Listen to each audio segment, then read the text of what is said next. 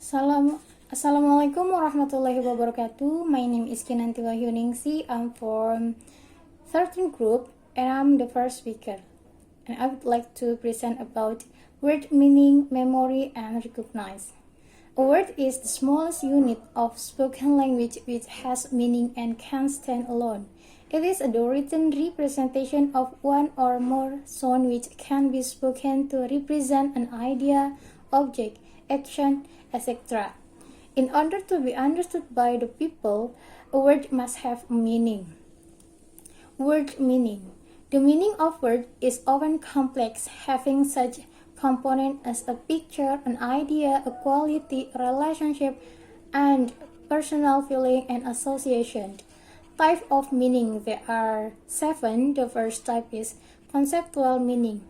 Is sometimes called denotative meaning or cognitive meaning. It is widely assumed to be central factor in linguistic communication. The second type is connotative meaning. Is the communication value on expression has be virtual of what is referred to over and above its purely conceptual content. The third type is stylistic meaning. Is that which a piece of language convey about the circumstance of its use.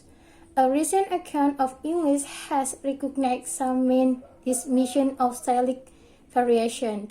The fourth is affective meaning is a sort of meaning which an affective the personal feeling of speaker including his or her attitude to something he or she talking about.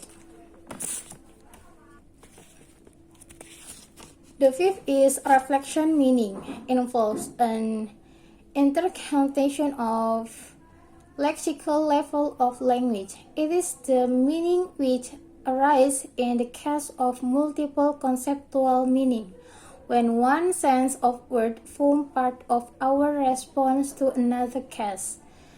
The sixth point is collective meaning. Consists of the association word acquired on account of the meanings of the word, which tends to occur in the environment. The last point is thematic meaning.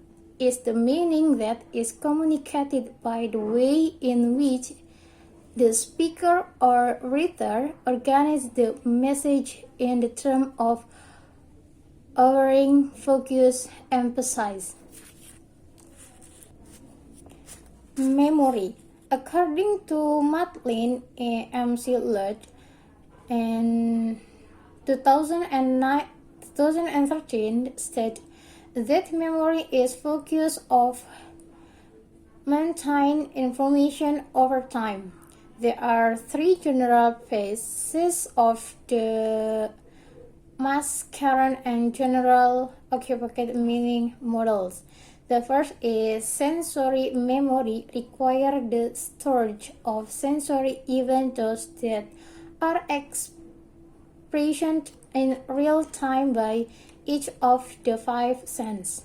The second is short-term memory, stores information recently processed and is limited in terms of the amount or in the role is primarily to keep that active and readily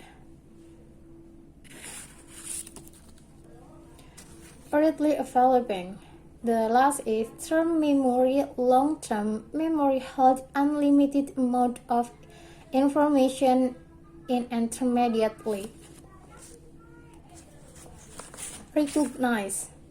The recognition of familiar words during spoken language processing is so automatic and seemingly effortless that many people think that there is really nothing there to explain. For many people, but certainly not all, reading seems similarly effortless. Word and morpheme as unit. A morpheme is the smallest meaningful unit in a language. A morpheme is not necessarily the same as word. The main difference between a morpheme and a word is that a morpheme sometimes doesn't stand alone, but a word, by definition, always stands alone. Classification of morpheme. There are two. The first is free morpheme. Are morphemes that can stand by themselves as a single word. For example, noun, event, tour, etc.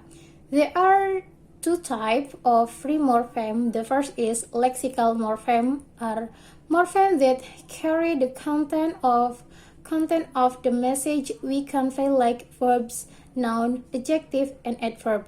For example, eat, sleep, watch, go, horse, book, tell, do, rode, happily, fast, and etc.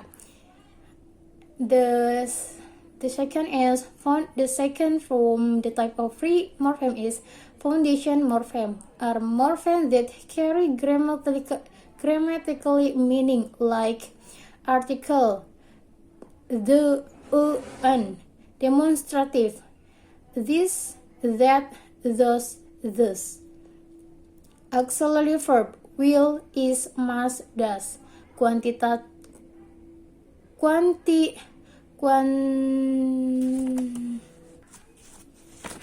Quantiverse, some, many, few. Preposition, under, over, to, by. Pronoun, he, she, his, her. Conjunction, for, and, but, or. The second type of morpheme is bone morpheme. Bone morphemes are morphemes that can't stand by self and are typically attached to the free morpheme. For example, bone morphemes are re, an, ing, li, ist, ed, is, and etc. Bone morphemes are well known as affix that consists of prefix and suffix. There are two types of bone morpheme. The first is derivational morpheme.